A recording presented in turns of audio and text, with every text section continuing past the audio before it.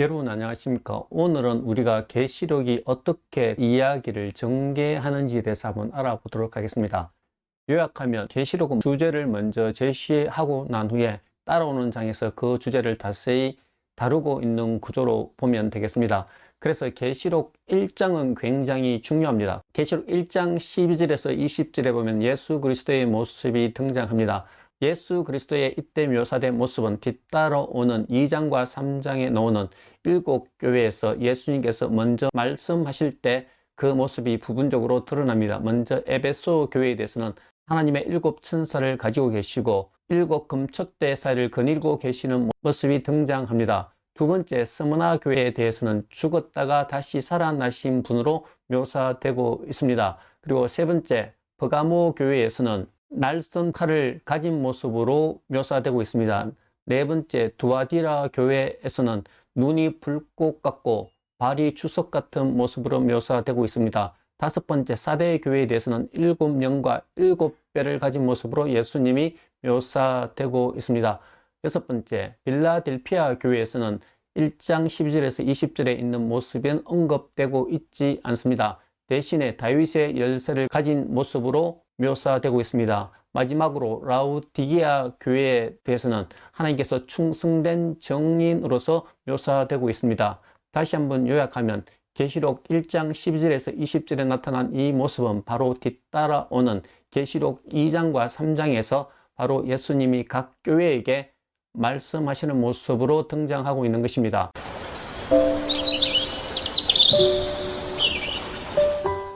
그리고 계시록 각 교회의 마지막에는 예수님께서 말씀하신 것을 잘 지켜서 이기는 자에게 주는 상급이 있습니다. 첫 번째, 에베소 교회에 대해서는 하나님의 낙원에서 생명나무를 먹을 것이라는 약속을 해줍니다. 이것은 다름 아닌 천국의 모습 중의 일부입니다. 이 모습은 계시록 22장에 들어가면 하나님의 성전에 생명나무가 있는 것을 우리가 보게 됩니다.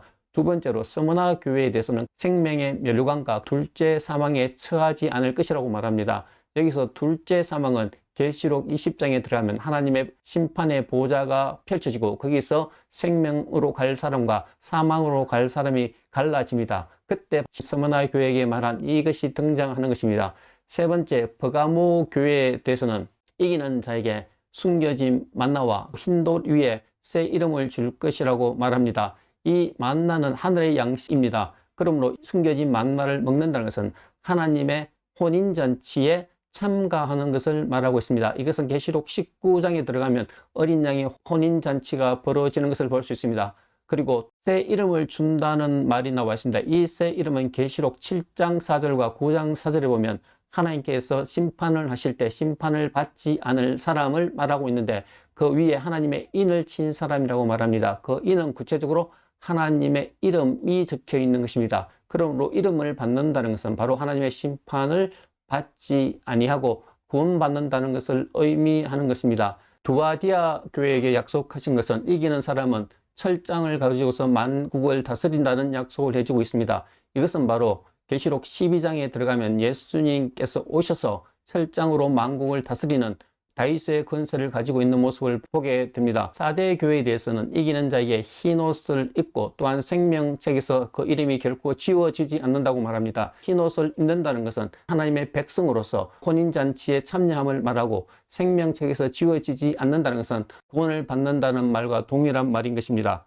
그리고 빌라델피아 교회에게는 하나님께서 성전의 기둥이 되고 하나님의 이름과 예수 그리스도 이름과 새 예루살렘의 이름을 그 위에 기록한다고 약속해 주고 있습니다. 이것은 동일하게 계시록 7장 4절과 9장 4절에 보면 하나님의 심판을 면하고 하나님 나라에 들어간다는 그 약속과 동일한 것입니다. 마지막 라우디게아 교회에 대해서는 이기는 자에게는 하나님의 보좌에 앉아서 같이 다스릴 것이라고 약속을 해주고 있습니다. 이것은 계시록 21장에 들어가면 1000년 동안 사탄이 무저갱에서 갇혀 있는 동안에 성도들이 하나님과 같이 다스리는 모습이 보여지고 있습니다. 다시 한번 요약하겠습니다. 계시록은 항상 먼저 주제를 마련해놓고 있고 뒤따라오는 장에서는 이 주제에 대해서 더 설명을 하고 있는 것입니다.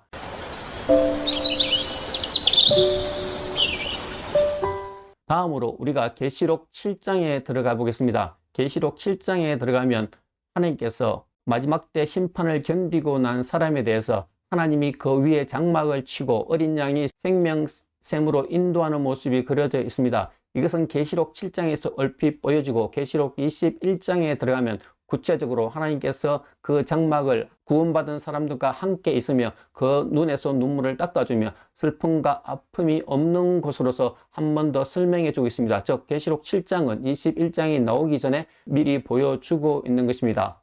계시록 11장에 들어가면 하나님께서 마지막 심판을 하기 전에 교회를 통해서 사람들에게 회개할 수 있는 기회를 주고 있습니다. 그때 교회를 이끌을 때 바깥들로 얘기하고 있고 그 바깥들은 또한 거룩한 성이라는 말을 하고 있습니다. 이때 거룩한 성이 처음 등장합니다. 그런데 이 거룩한 성은 계시록 21장에 들어가면 새 예루살렘으로 묘사되어지고 있고 그 새 예루살렘은 도시인 동시에 사람으로 묘사되고 있습니다. 첫 번째 하나님의 영광이 가득한 도시이고 두 번째는 어린 양을 위해서 준비한 신부로 묘사되고 있는 것입니다. 그리고 교회의 정언이 마칠 쯤 되었을 때 무저갱어로부터 한 짐승이 올라와서 교회를 핍박하는 모습을 보여줍니다. 갑자기 짐승이 등장을 합니다. 하지만 따로는 12장, 13장에 들어가면 이 짐승이 어디에서 왔는지를 설명해 주고 있습니다. 이 짐승은 사탄의 대리인으로서 역할을 하는 것을 우리가 볼 수 있는 것입니다. 그리고 이 짐승의 표를 받는 사람들은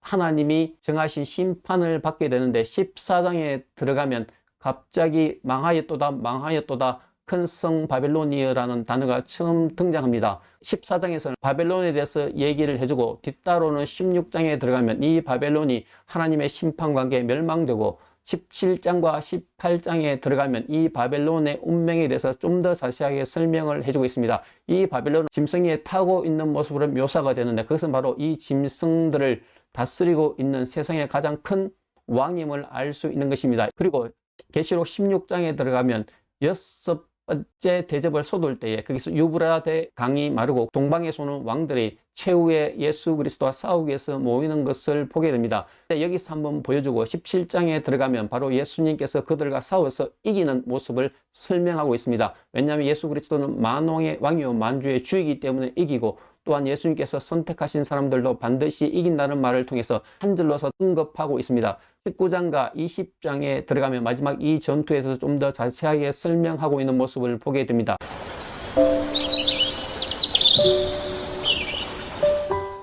다시 한번 요약하면 계시록은 뒤따라올 내용에 대해서 먼저 주제를 설명하고 따라오는 장에서 그 주제를 좀 더 자세하게 설명하는 구조를 가지고 있습니다. 이것을 기억하고 계시록을 읽으시면 여러분들이 계시록을 이해하는 데 좀 더 도움이 될 것이라 생각됩니다.